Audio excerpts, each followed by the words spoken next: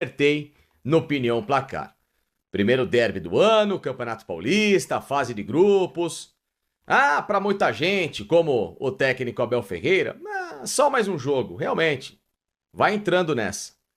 Palmeiras e Corinthians é aquele jogo em que muda cenário, impulsiona a motivação na temporada, muda clima, pode fazer com que uma equipe escape de um rebaixamento como o Corinthians, outra perca um título brasileiro como o Palmeiras no ano passado, naquele embate em Itaquera, na vitória do Corinthians por lá. E, enfim, temos inúmeros exemplos do quão gigantesco para mim é este clássico, tá? Respeito todos os outros no Brasil. Grenal, Fla-Flu, Flamengo e Vasco, Cruzeiro e Atlético, os clássicos de Pernambuco, entre Sport, Náutico, Santa Cruz, Ceará e Fortaleza, Bahia e Vitória, Remo e Paysandu. Vixe, a gente tem uma série de grandes jogos importantes aqui. Se eu ficar falando clássicos aqui pelo Brasil, vou acabar esquecendo de um monte, né? Então eu não quero ser injusto. Então não brigue comigo agora, torcedor do Avaí, do Figueirense e tal, pelo amor de Deus, tá? Enfim, vocês estão entendendo onde que eu quero chegar. Que pra mim o Palmeiras e Corinthians é o mais especial de todos, tá? É o maior, é o mais pesado, é o clássico que virou filme, transcende qualquer tipo de emoção. Pelo menos pra mim, Felipe Facincani, tá? Com todo o digno respeito que todos os outros clássicos no Brasil merecem. Então, quando um treinador vem a público antes do jogo e fala que o clássico só é importante para a torcida, que para ele é mais um jogo em que ele trabalha, que não dá o peso necessário para um clássico, talvez alguém precise apresentar a ele o livro de história da Sociedade Esportiva Palmeiras. História que vem pré-Abel, não pós-Abel. Tá? Inclusive, no ano em que ele chega no Palmeiras, o Palmeiras se recupera de um ano trágico em 2019 para 2020, não ganhou nada, demissão de técnico, enfim, foi uma porcaria de ano. O Palmeiras só se recupera em 2020, no ano da pandemia, quando ele ganha um clássico e uma final diante do Corinthians de Campeonato Paulista.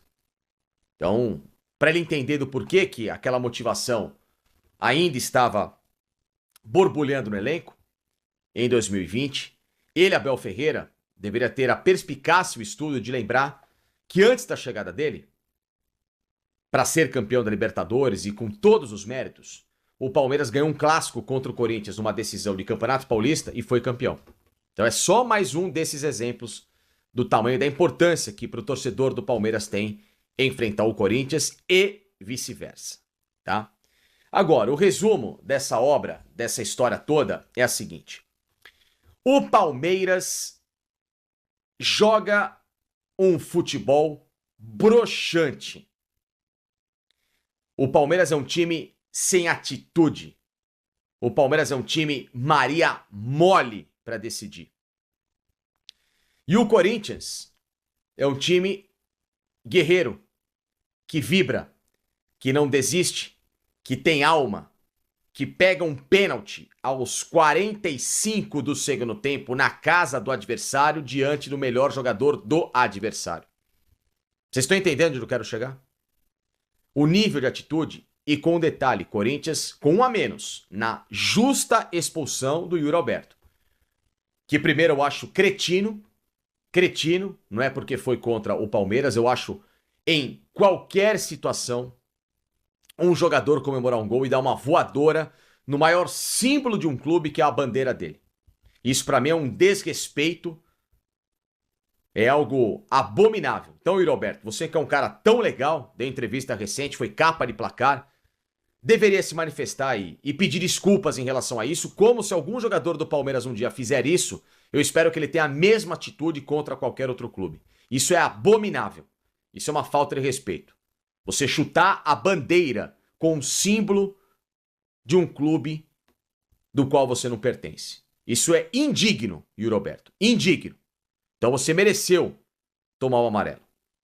E não contente, você simula uma falta em que, por todas as delineações da regra 12 do futebol, das infrações, está lá, na regra 12, bem delineado, bem mostradinho, né, pelo livro da International Board, que uma simulação de falta para enganar um árbitro, como você fez, independentemente do local do gramado, é passível de cartão amarelo. E você teve a regra aplicada 2 vezes e foi bem expulso, tá? Da mesma forma que muito torcedor do Palmeiras vai contestar uma possível invasão de área no pênalti que o Estevão perdeu, em que o VAR deveria chamar e haver a retomada da cobrança para o Palmeiras tentar fazer o gol. Sinceramente, eu ainda não analisei esse lance a fundo, tá? Prefiro analisar com um pouco de mais calma depois. Porém, meus senhores, não é nisso que se deve se apegar. Tem que se apegar a um Palmeiras que, nossa, fez um primeiro tempo de gala. Que primeiro tempo de gala? Em que ele teve posse de bola? De novo ele teve posse de bola? Ele fez um primeiro tempo de gala até o gol do Maurício.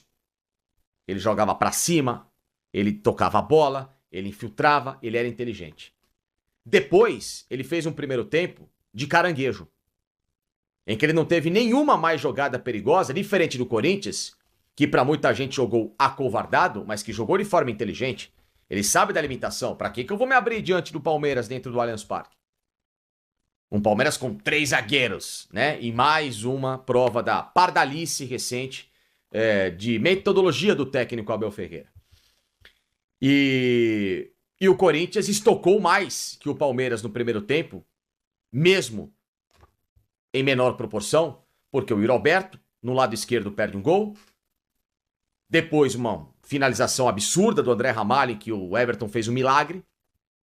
E o gol do Corinthians, numa jogada ridícula, né? Juvenil, do supervalorizado Richard Rios, um jogador que, pra mim, é limitado, mas que colocam ele com todas as pompas, né? Um jogador que só aparece em jogo pequeno. Jogo grande como esse, ele entrega a paçoca com bastante frequência. E o Corinthians, que tem o melhor centroavante em atividade no Brasil hoje, em termos de números, o Yuri Alberto, né? Contando o ano passado pra cá, porque o Pedro está machucado, porque o melhor é o Pedro, mas sem o Pedro é o Yuri Alberto, foi lá e fez aquilo que o time tem que fazer nesse momento. Sem o Garro, sem muita articulação, o Coronado não conseguiu jogar muito. E então o Corinthians teve o jogo em que cabia naquele nível para ele. O Ramon dobrando a marcação em cima do Estevão. Ele não jogou nada ao longo dos 90 minutos. Só fez a jogada do pênalti do qual ele perdeu. E o Palmeiras, como é previsível, o que fez? Passou mais de 100 minutos com 3 zagueiros e ainda entrou o Marcos Rocha para tentar resolver. Aliás, 4 zagueiros, se você contar o Benedetti, que entrou na lateral esquerda no lugar do Piquerez, que era o melhor em campo, para ser centroavante nos últimos minutos, em mais, né? Uma invenção patética por parte do técnico Abel Ferreira, que conseguiu tirar toda a articulação do Palmeiras do jogo. Maurício, Veiga, Piquerez, os melhores em campo. Ele simplesmente colocou o Figueiredo na fogueira